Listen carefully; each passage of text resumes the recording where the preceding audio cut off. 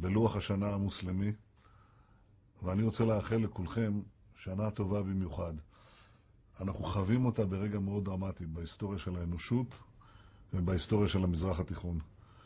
אנחנו חווים את האביב הערבי וכולנו רוצים שהוא יפרח ויצליח. אני יודע שזה נכון לגבי אזרחי ישראל הישראלים שיודעים את טעמה וטבעה של הדמוקרטיה ויכולים לשמש מגדלור לאחיהם במרחב הגדול הזה. אנחנו רוצים בהצלחת החברות הערביות, אנחנו רוצים בהצלחת הדמוקרטיות הערביות. אני יודע שאם תהיה דמוקרטיה אמיתית, יהיה גם שלום אמיתי. אבל אנחנו לא מחכים לזה. אני הייתי מבקש בהזדמנות הזאת גם לקרוא לשכני הנשיא עבאס.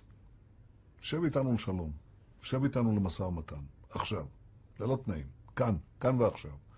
שני העמים שלנו מחכים, מייחלים, שאנחנו נעשה את המעשה הזה. אני יודע עד כמה זה קשה. אני יודע שיש הרבה מגבלות, אני יודע שיש הרבה ספקות. אנחנו נוכל להתגבר על זה רק אם נשב איש עם רעהו ועם שליחנו, וננסה להתגבר על המכשול ולתת עתיד של שלום, לא רק לשני עמנו, אלא גם בראייה כוללת לאזור כולו. אני רוצה אזור של דמוקרטיה, ואני רוצה אזור של שלום. ואני רוצה לברך אתכם בשלום.